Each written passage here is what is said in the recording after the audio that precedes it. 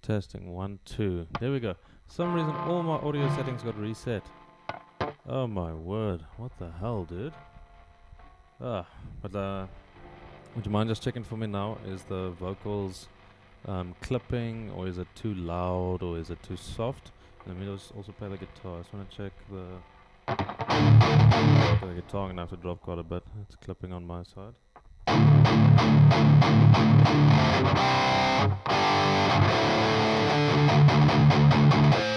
Yeah, I saw he's such a troll. Freaking hell, dude.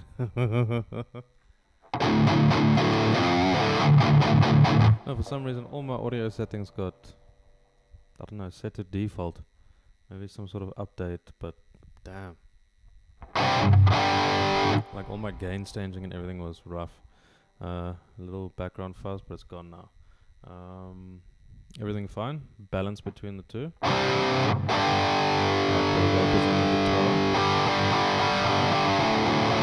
Now, audio interface problem. Testing 1,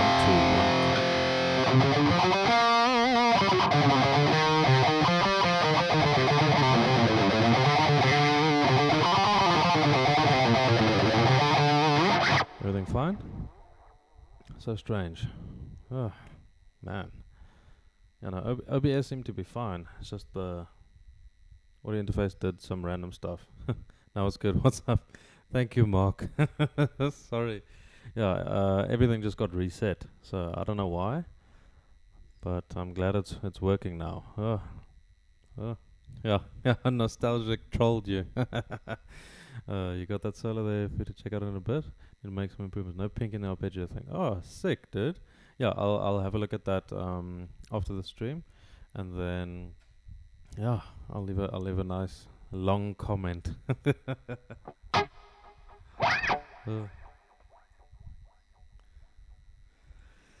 Goodness. Glad this is working now again.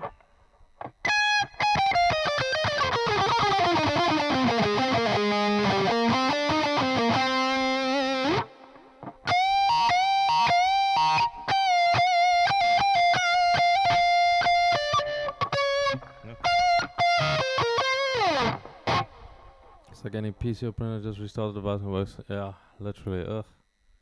It's so irritating. Sometimes the printer also just resets to, instead of A4, it resets to letter. I'm like, when have I printed a letter? Like, what the flip? Ugh. Yeah. 100%, man. Glad I could help. No, it's fine to play it slower because it's gonna expose certain things. Also, it's mainly gonna show if you can play it rhythmically correct. So, not a problem. Let me check this.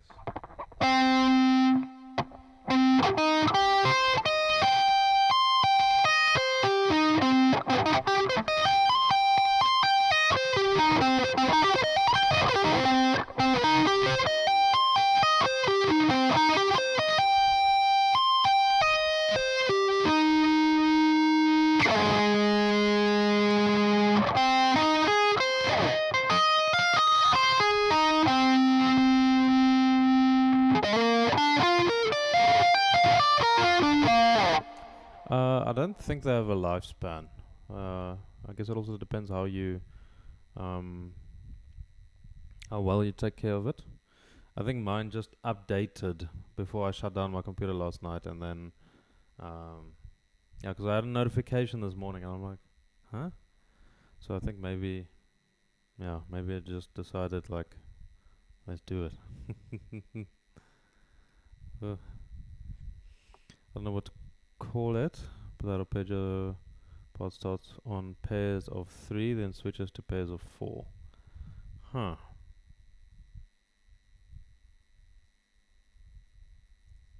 I'll have to have a look. Like, it might be really interesting. Read a saw video from Guthrie Govan to play clean, slow tempo, then increase speed. That is true to a certain extent.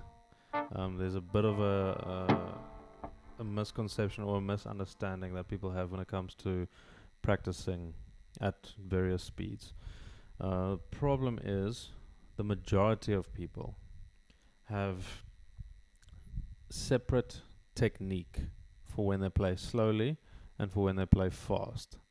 And if you're playing slowly, you need to be aware that you're encountering all the variables in a different way. Mainly the fact that you can mentally process each stroke. You can consciously process each stroke, so you're not relying on muscle memory at a slow tempo. You're relying on your brain actively making the decisions. And you have a lot less resistance when you're doing this. You have some rest between each strokes. But the thing is, when you're playing faster, you encounter a lot more resistance. You have a lot less time between each stroke, and what essentially has to happen is the follow through of one stroke should be the preparation stroke of the next one. And at a slow speed, each note is sort of isolated by itself. So it's like, sorry. But at a fast speed, the notes are sort of very much linked together. So there's this problem people encounter where they start at, let's say, 80 BPM with a certain riff or something, and then you increase the BPM incrementally until you get to your target BPM of, let's say, 150. And there is this threshold that you cross or that you can't cross, rather, as a result of you trying to use a technique that works at a slow speed but does not translate to a high speed. The most ideal thing would be to develop or to understand what your technique looks like at a fast speed, and then practice that exact technique at a slow speed. That exact technique. Understanding that if at a fast speed you don't have an excessively broad stroke, you need to practice that at a slow speed as well. So there's all these little variables. I think the easiest way to understand it is, I think I've said this multiple times, but like walking versus running. When you're walking, it's really easy to change direction. You can make conscious decisions about every step. You can stop your foot halfway in the air and think about, should I actually step on that thing? But when you're running, it's very difficult to change direction. Every single motion is more linked. You're also activating and making use of different muscle groups when you are running. You're sort of leaning into the next step that you're taking. You're not standing up straight, you're leaning forward and you're leaning into the next step that you take. And you encounter a lot different resistance. For instance, wind resistance is a massive thing. The faster you run, the more wind resistance you have. You have a lot more inertia as well. You have this momentum that is pulling you forward, or rather pushing you forward. So the same applies to guitar. You can't exactly practice at a slow speed with the same variables that you'll encounter at a high speed, but you'd want to at least try to use similar technique that you would at a high speed. So Guthrie is very, very right that you should start slow, but goodness, just make sure that you aren't creating false muscle memory. That is the hardest thing to unlearn or relearn or anything. whenever I practice something, I have three main speed thresholds that I practice it at. First one is free time. There's no tempo. There's nothing. It's literally I'm learning the notes of everything. I'm seeing, okay, I need to press with this finger. That's going to be a downstroke, and I need to mute wherever, and then I'm going to go to the next string with an upstroke, and then I'm going to do this and that and that and that. So these things are without metronome, so there's almost no timing involved. And the second speed zone that I use is for rhythm, and that'll be between 25% and 50% of the actual song's tempo, because that'll show me the exact subdivisions. I can make conscious rhythmic decisions every single time I get to a certain part of the song. So I know, alright, then I'm going to be practicing very, very slowly and focusing on the rhythmic aspect of it. The rhythm is incredibly important. And what the rhythm will do will also expose a little bit of the decisions you made in step one, because now you have to reevaluate, like, was this the right stroke? Because now at a higher speed it's going to be really, really difficult to actually get to this position if I had to do something like that. And the third speed zone will be either 100%, like 90 to 110% of the original song, or literally as fast as you can with a burst of 3 to 8 notes. And you stitch these chunks together at a later stage, but the idea is that you don't fatigue yourself. You do these quick little bursts, and what that does is it sort of solidifies, because it's short and manageable, you can focus on it, and it solidifies every single motion that you're doing in these small little groups. So memorize the lick, lead, or pattern, then increase the speed. Yes, but so you memorize the thing, make sure everything's right, then you practice your rhythm, and then you practice it at full speed. But like, you won't practice the whole string of notes, the whole bar, or anything fully. Like, you'll want to practice little bits of it. Like, if I look at this thing that I'm busy practicing now,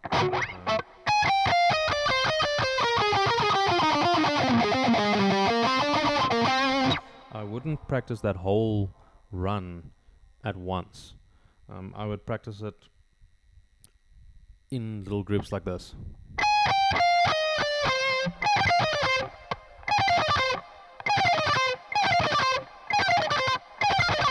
I don't even need the metronome, because it's the same note value, it's the same subdivision. So,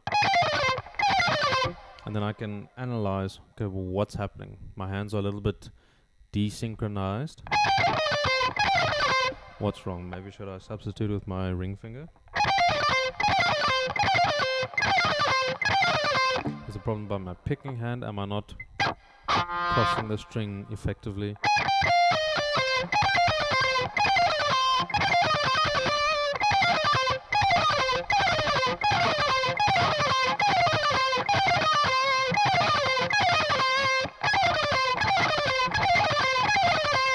Like, all these little decisions I'll be, or questions I'll ask myself.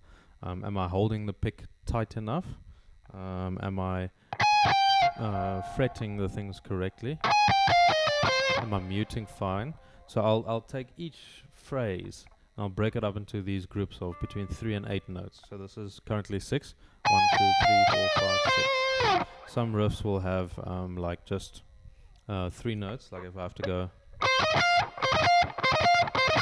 The main thing is a string change, which is the most difficult sort of motion that you can do. So I have to make sure that I'm crossing the string effectively, that my motions are correct. But yeah, obviously it depends on what your goals are and what kind of songs you want to be playing, but generally that is the approach that I use, that I've seen work. Yeah. Rocket your face. And Arcane, what's up? How are you doing?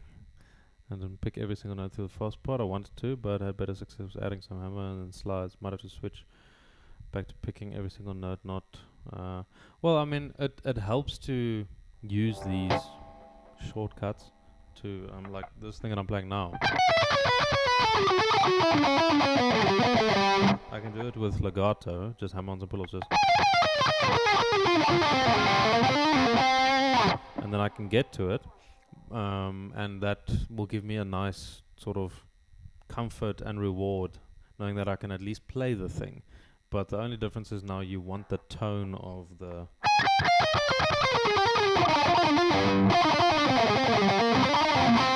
you want the attack of the pick, but that you can develop at a later stage.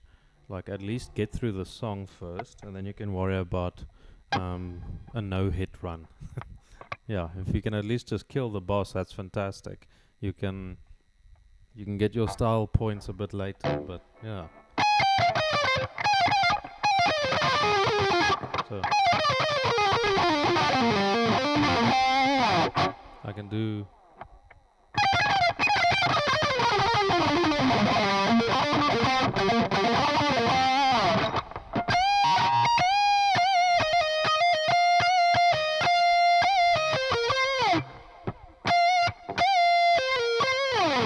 worry about all the fancy stuff at a later stage, but yeah, at least be able to play it, and then you can think about the tonalities and stuff. I think a big thing for me was 3-note per string scale runs. It was just so impossible for me to do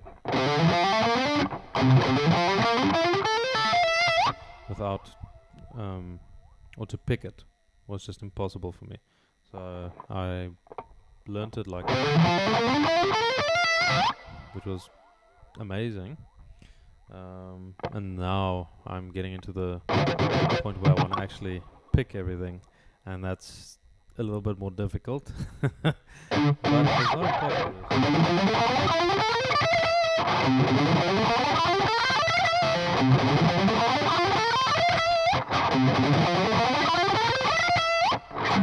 For sure.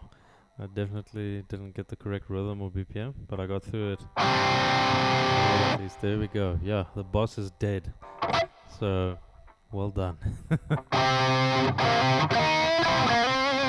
Now you can worry about, alright, maybe you want to beat the boss in a different way, maybe you want to retry it, you want to use some other techniques or something, but get through the song, and then you'll be a lot more satisfied and invested in continuing the song. Right now what I'm busy with is this arpeggio.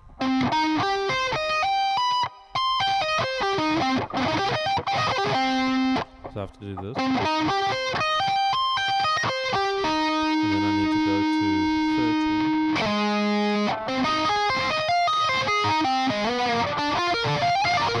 13. Which is very, very difficult for me, because now I'm tapping while doing an arpeggio.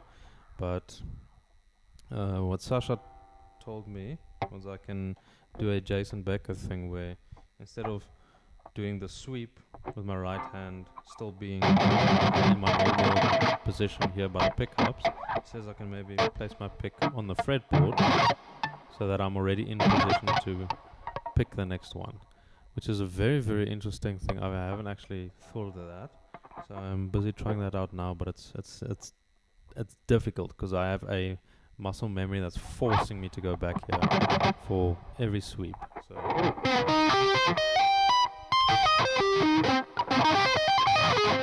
this is 1, 2, 3, 4, 5, 6, 7 notes. So I'll practice this arpeggio pretty much.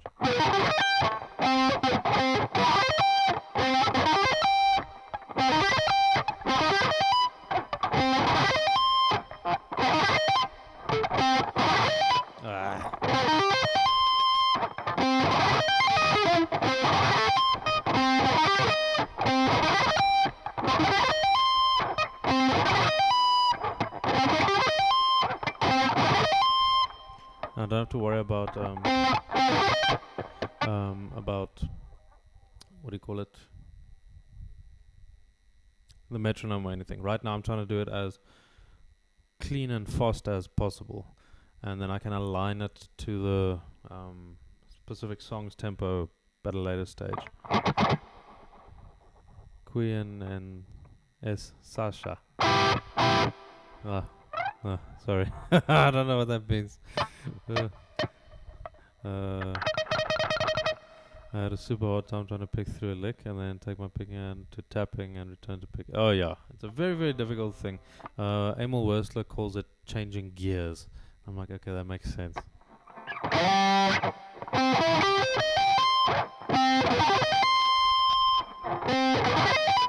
Oh, Sasha. Oh, he's another one of the people that view here, that join the live stream quite regularly, and he's just so freaking good. Like, he's ridiculously good. He can do some things I really wish I could.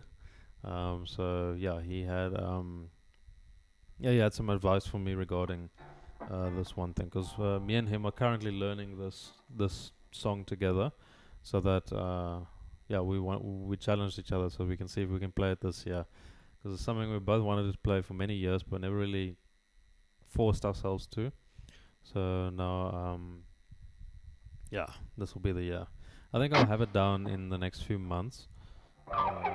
He's also progressing really, really fast with it, so yeah, exciting.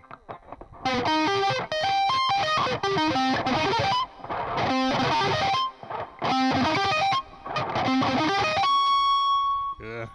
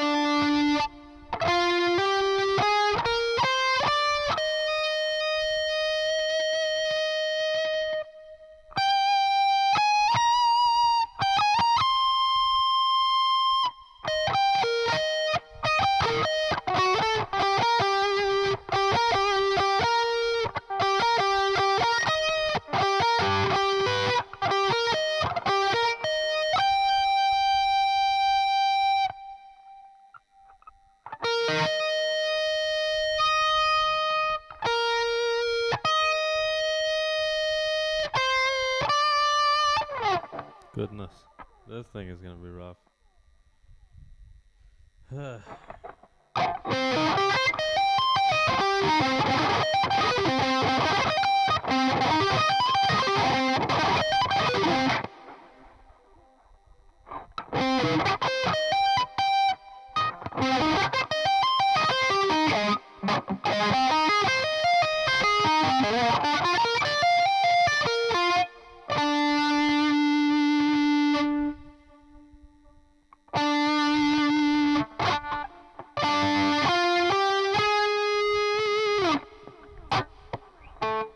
Sasha is un vato muy firme.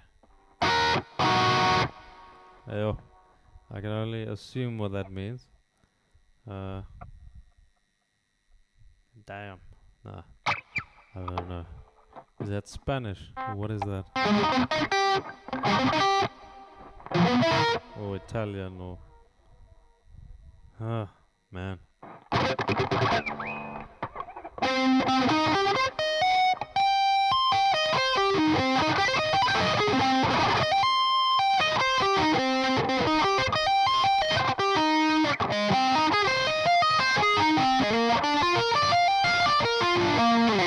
Oh, he's a cool dude, yeah. Spanish, okay, yeah. Yeah, no, I've had one student from Colombia, and it was also difficult just learning some of the words, but yeah, Spanish just feels very difficult. Ring finger hurts so bad from all the bends and slides. Oh, I can imagine. But just remember, when you bend with your ring finger or something, you can use these two behind your ring finger as supportive fingers to help bend. You don't have to bend just with the ring finger. You can put them in the frets behind the note you're currently. So right now my ring finger's in fret 12. My middle finger's in fret 11. And my index finger's in fret 10. All on the G string. And then I'm pushing up with all three fingers, which is really, really helpful. Because then I'm not putting a lot of strain on just the one finger. So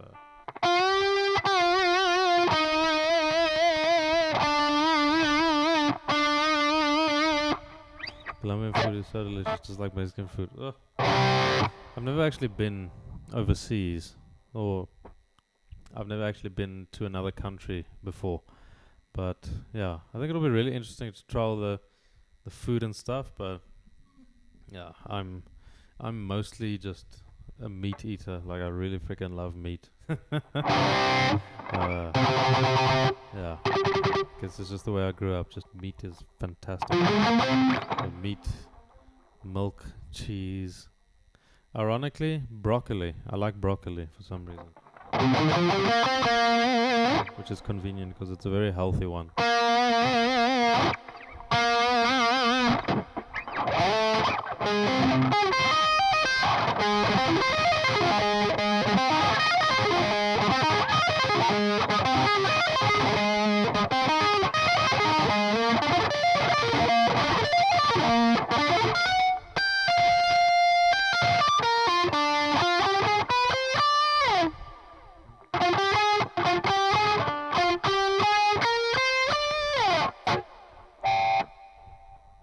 What on earth is that?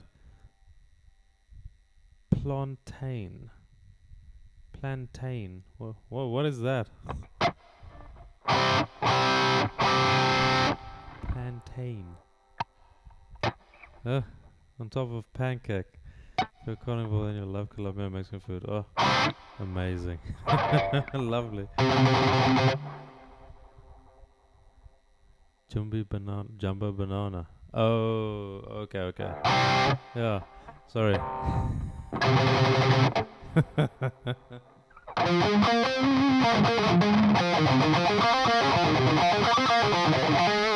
Yeah, like here in South Africa, our diet is very much a lot of meat, because we just have animals everywhere. So we're like, cool, that sheep over there will be supper.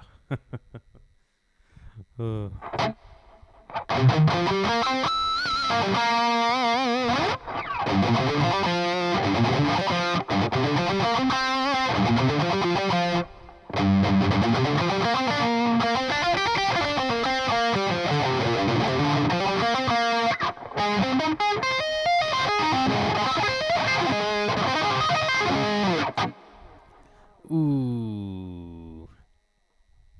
Oh man. Yeah. No. I've always wanted a V guitar. The first one I wanted was I think it's an ESP LTD Nergal signature from Behemoth.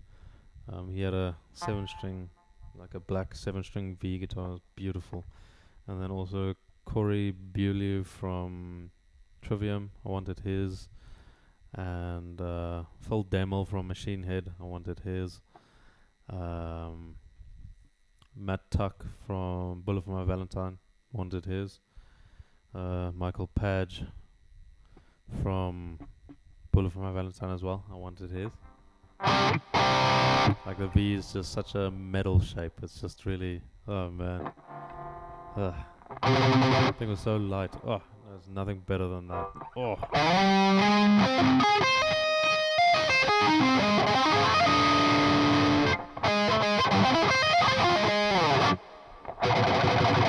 wanted to be in high school, but instead of being smart, I got a B series warlock and scratched every single horn corner. Oh man, yeah. Like this one, I'm also scared. Like I keep bumping this part and a little bit of this. I'm like, oh boy, you better behave well. Jackson Flying v Randy Rhodes. Yeah. The Randy Rhodes. His looked a little bit different. Like I think it was the polka dot one, but yeah, Randy Rhodes pretty much made the shape what it is now. The Jackson Randy Rhodes. I mean, the whole freaking shape is named after him. So I mean, yeah, no, he's fantastic. Michael Schenker, isn't it? Michael Schechner. Huh. Who does he play for? I'm hitting a blank at the moment. Michael Schenker. Who does he play for? UFO. Scorpions. Okay. Yes. Yeah. Fantastic. My word. Okay. Michael Schenker. Yes. Okay. The thing. It's one of those cases where you know who the person's talking about, but you never knew his name. Like the guys from Iron Maiden, the 3 guitarists from Iron Maiden. I don't know a single one of their names, but they are so good. I don't have a freaking clue what their names are, but they're so good. Oh man! But whenever I see Scorpions, I'm like, rock you like a hurricane. Just.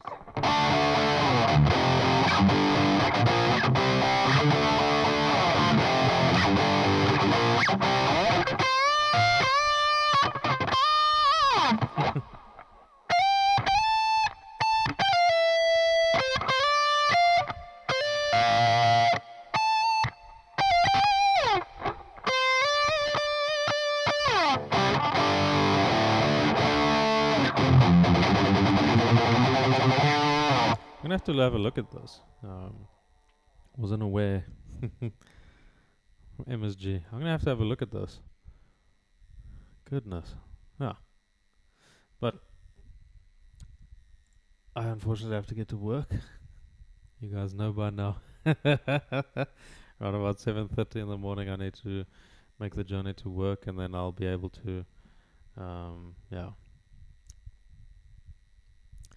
But I don't think I'm gonna be able to stream tonight. Have family coming over, but I don't know. Maybe we'll see. But thank you all for joining. It's always freaking fun. Like I would literally sit here the whole day if I was able to. But I'll see you guys. Have a good one. Cheers. Cheers.